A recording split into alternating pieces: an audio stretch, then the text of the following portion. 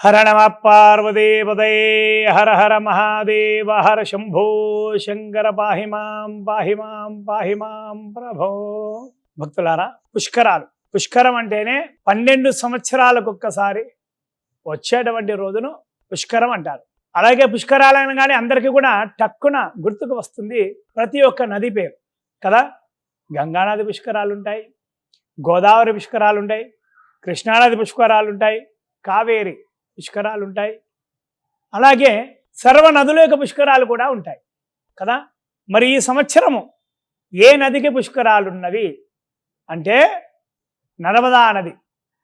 నర్మదా నది పుష్కరాలు ఎంతో విశేషమైనటువంటివి.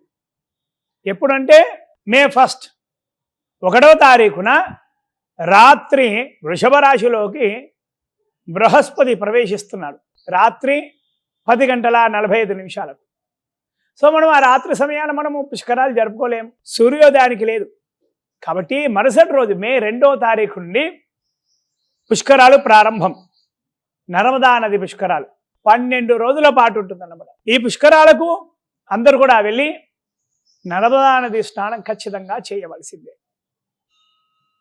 గోదావరికి, గంగాదేవికి, కావేరికి, కృష్ణకు ప్రధానమైనటువంటి నదులకు ఎంతటి ప్రాధాన్యత ఉందో నర్మదా నదికి కూడా అంతే ప్రాధాన్యత ఉంది. అంతకు మించి కూడా ఉంది. నిజంగా చెప్పాలంటే మనము చరాచర జగత్తులో సృష్టిలో ఎక్కడ కూడా శివలింగ ప్రతిష్టాపన చేసినా కూడా, శివలింగం ప్రతిష్టాపన చేస్తే గనక నర్మదా నది లింగాన్ని, బాణలింగాన్ని తెచ్చి ప్రతిష్టాపన చేస్తాం.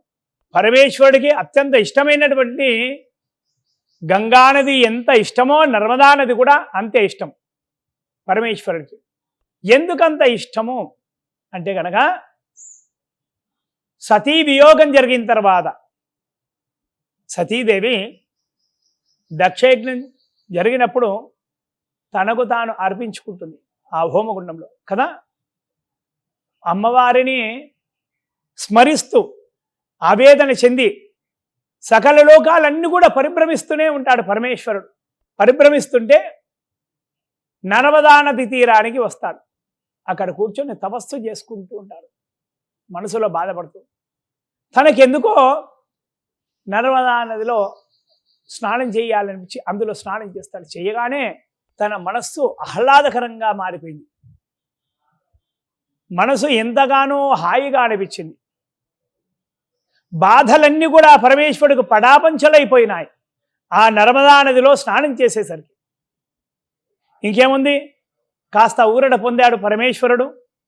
ఊరట పొంది ఆ నదిలోంచి బయటకు వచ్చేసి సంధ్యావందనాదులు అన్నీ కూడా చేసుకొని బయలుదేరడం మొదలుపెట్టాడు. అప్పుడు నర్మదాదేవి పరమేశ్వరుని ఆపుతుంది. పరమేశ్వర, మీరెవరో నేను గుర్తించాను. మీరు ఎప్పటికీ ఇక్కడే ఉండాలని నా కోరిక. ఇందులో స్నానం చేశారు, నా జన్మ కూడా తరించింది. మీరు ఎక్కడికి వెళ్ళవద్దు, ఇక్కడే ఉండవలను అనకంటే పరమేశ్వరుడు అంటాడు. చరాచర జగత్తంతా కూడా సంచారం చేసేటువంటి పరమేశ్వరుడు, అందరికీ కూడా శుభాలను చేకూర్చేటువంటి వాడిని నేను. ఒకచోటే ఉంటే జగత్తు ఏమైపోతుంది, నేను ఒక్కచోట ఉండలేను అంటే మరి పరమేశ్వరుని నాకు వరం ఇయ్యండి అన్నట్టుంది. అప్పుడు నర్మదా నదీదేవి అంటే ఖచ్చితంగా ఇస్తాను నీకు వరం. అంటే మీరు ఎలాగైనా సరే, ఏ రూపంలోనైనా సరే నా దగ్గరే మీరు ఉండాలి, నాకు పవిత్రతను చేకూర్చండి, నా దగ్గరే స్థిరంగా ఉండాలి అని అమ్మవారు అడుగుతుంది. ఆ నర్మదా నదీదేవి అడగగానే పరమేశ్వరుడు తథాస్తు అంటారు. తథాస్తు అనగానే పరమేశ్వరుడు చూడండి, మనకు ఆ నర్మదా నదిలోనే మనకు శివలింగాలు చాలా దొరుకుతాయి. ఎన్నో యుగాల నుండి ఇప్పటికీ కూడా భూమండలంలో శివలింగ ప్రతిష్టాపన చేస్తే ఆ బాణలింగాలు, ఆ శివలింగాలన్నీ కూడా నర్మదా నదియే. ఎక్కడెక్కడో అక్కడక్కడ చెక్కినే కాదు, ఆ లింగాలే ప్రతిష్టాపన జరిగినాయి కదా. కొన్ని కోట్ల పైనే, లెక్కలేనన్ని కోట్ల పైనే శివలింగాలు అప్పటి నుంచి ఇప్పటి వరకు భూమండలం పైన ప్రతిష్టాపన జరిగినాయి కదా. ఇక్కడ మహత్యం ఏమిటో చూడండి. ఎన్ని శివలింగాలు భూమండలం పైన ప్రతిష్టాపన జరిగినా కూడా ఇంకా శివలింగాలు ఉత్పన్నమవుతూనే ఉంటాయి. ఉద్భవిస్తూనే ఉంటాయి. ఆ నర్మదా నది లింగాలనే మనం పూజించాలి. అంతటి పవిత్రమైనటువంటిది ఆ నర్మదా నది. అందులో మనం స్నానం చేస్తే సాక్షాత్ ఆ పరమేశ్వరుడు యొక్క సంపూర్ణ అనుగ్రహం మనకందరికీ కూడా ఖచ్చితంగా లభిస్తుంది. అలాగే ఈ పుష్కరాల సమయంలో ముక్కోడి దేవతలందరూ కూడా నదీ స్నానం చేస్తారు. పుష్కరాల సమయంలో ఏ నదికి పుష్కరాలు వచ్చినా కూడా ఆ సమయంలో మనం కూడా స్నానం చేస్తే కనుక ఖచ్చితంగా సర్వ పాపాలన్నీ కూడా హరించుకుపోతాయి. మరి ఈ పుష్కరాల సమయంలో ప్రధానంగా చేయవలసినటువంటి విధి నిర్వహణ ఏమిటంటే కనుక పితృదేవతా తర్పణాలు, పితృదేవతలు తరించాలి. అలాగే మనకు మన పిల్లలకు ముందు తరాల వారికి పితృదోషాలు అస్సలు కూడా ఉండకూడదు అంటే కనుక పితృకార్యం అక్కడ నదీ తీరాన తిలతర్పణాలే కానీ పిండ ప్రధానాలే కానీ చేస్తే కనుక పితృదేవతలు ఖచ్చితంగా సంతోషిస్తారు. ఆ పితృదేవతలు వెళ్ళి పార్వతీ పరమేశ్వరుల దగ్గరనైనా కానీ ఆ వైకుంఠవాసుడు వారి దగ్గరనైనా కానీ లేదా మీ ఇంటి దేవుడి దగ్గర వారి దగ్గరికైనా సరే వెళ్ళి మన యోగక్షేమాలు కోరాలని పదే పదే ప్రార్థన చేస్తుంటారన్నమాట. అంతటి పవిత్రమైనటువంటిది ఈ నర్మదా నది పుష్కరాలు. ఈ నర్మదా నది పుష్కరాలకు మరి చాలామంది వెళ్తుంటారు. కొందరికి వెళ్ళే అటువంటి సమయం దొరకదు. దొరకని వారు ఏమి చెయ్యాలి? ఈ 12 రోజులు అంటే కనుక చాలామంది ఇళ్లలో కూడా ఖచ్చితంగా గంగ నీళ్లు ఉంటాయి కదా. కొద్దిగైనా సరే చిన్న రాగి చెంబులో కానీ ఎక్కడి నుంచైనా సరే, లేకున్నా కూడా మీకు తెలిసిన వారు ఎవరైనా ఉంటే కనుక వాళ్ళ దగ్గర గంగ నీళ్ళు ఉంటే కనుక కొన్నైనా సరే ఒక మూతడైనా సరే తెచ్చుకొని ఒక చెంబులో ఆ గంగ నీళ్ళని కలపండి. ఆ గంగ నీళ్ళు ఆ చెంబు మొత్తం నీళ్ళన్నీ కూడా నర్మదా నది నీళ్ళలాగా ఖచ్చితంగా అయిపోతుంది.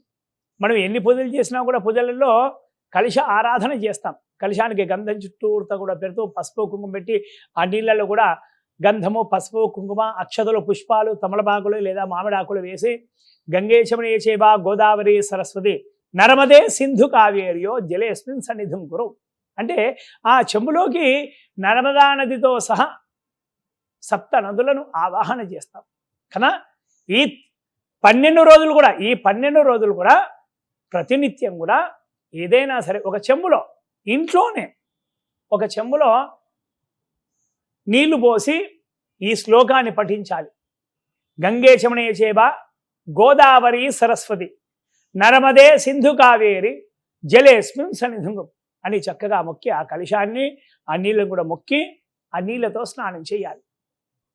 బాత్రూంలో బకెట్లో పోసేసి మళ్ళీ వచ్చేసి మళ్ళీ ఖచ్చితంగా ఎవరు స్నానం చేసినా కూడా ఈ 7 నదులను ఖచ్చితంగా స్మరణ చేస్తూ ఈ 12 రోజులు స్నానం చేస్తే కనుక ఖచ్చితంగా ఆ కైలాసనాథుడి యొక్క సంపూర్ణ అనుగ్రహం లభిస్తుంది.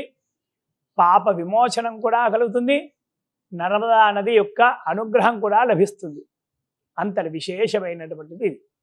ముఖ్యమైనటువంటిదే పితృదేవతా తర్పణం. అలాగే ఈ 12 రోజులు కూడా ఏవైనా సరే ధనరూపేణ వస్తురూపేణ పుష్కరాల సమయంలో దానాలు చేస్తే కనుక సాక్షాత్ ఆ కైలాసనాథుడి యొక్క సంపూర్ణ అనుగ్రహానికి పాత్రలవుతారు.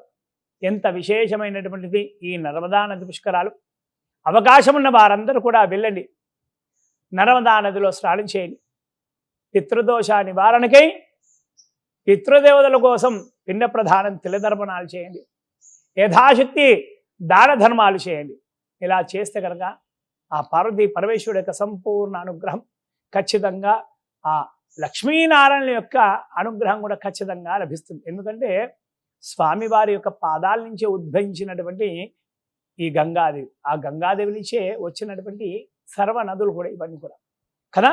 భక్తులారా, మరొక్కసారి మీకు చెప్తున్నాను, ఈ నర్మదా నది పుష్కరాలు అందరూ కూడా అవకాశం ఉన్న వారందరూ కూడా వెళ్ళండి. అవకాశం లేని వారు ఇందాకనే శ్లోకం చెప్పారు, ఆ శ్లోకం నిత్యం పారాయణ చేస్తూ శిరస్సుపై నుంచి స్నానం చేయండి.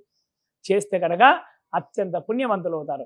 హర నమ పార్వతీపతే హర హర మహాదేవ హర.